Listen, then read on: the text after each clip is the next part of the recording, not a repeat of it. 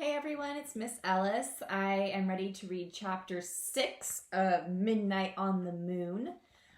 We left off chapter 5 with a mysterious spaceman appearing. We don't really know anything about him, and we're about to find out a little bit more, hopefully in this next chapter, about him.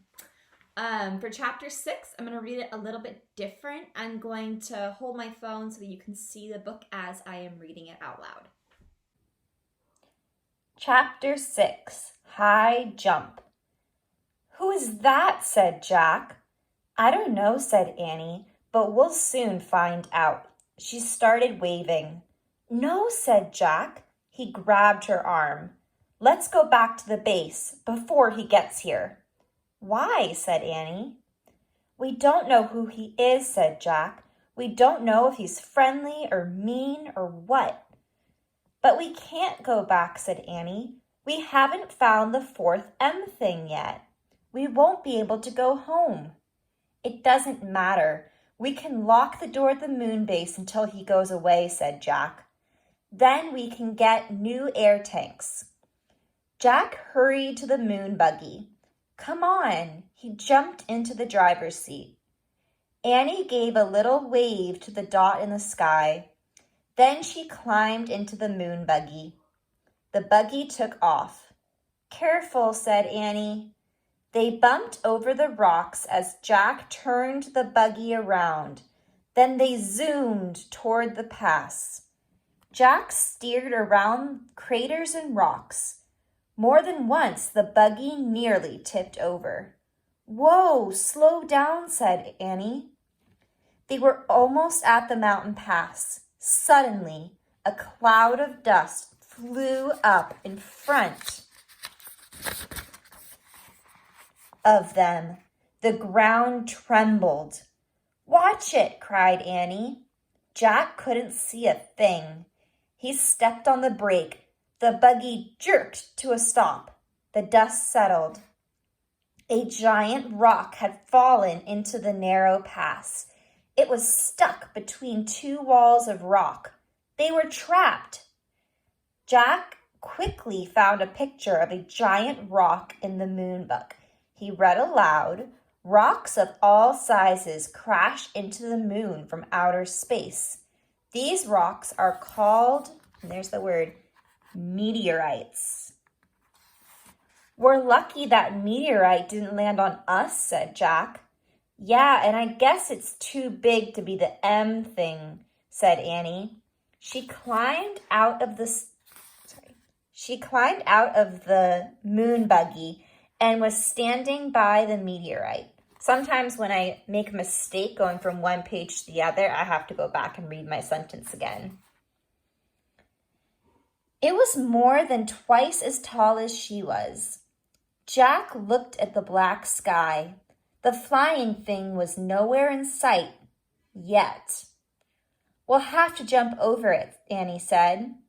"Jump? I don't think so," said Jack. "It's too high." "I'm going to try anyway," said Annie.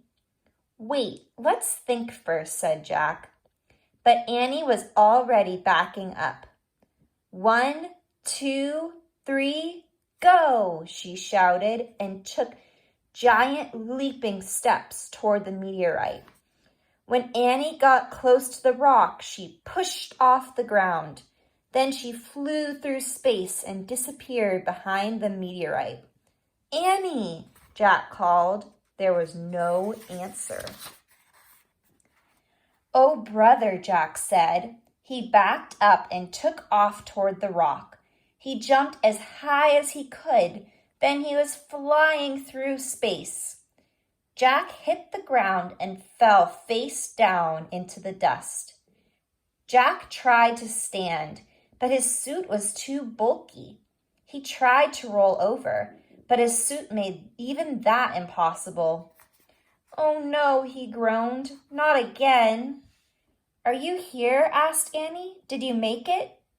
"Yes." Jack was relieved to hear her voice, but he couldn't turn his head to see her.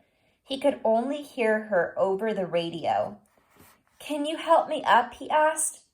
"Nope," said Annie. Why not? I fell down too, she said.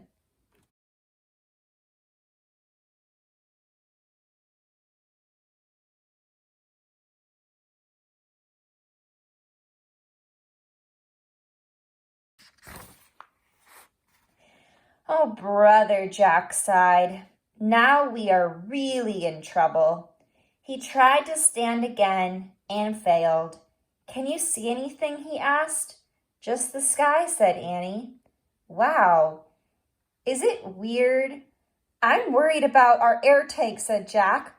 I feel like it's been 2 hours. Jack, said Annie. And what about that moon man, said Jack. Where did he go to?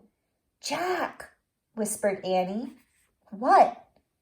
He's here, she said. The moon man is here. What? He's standing above me.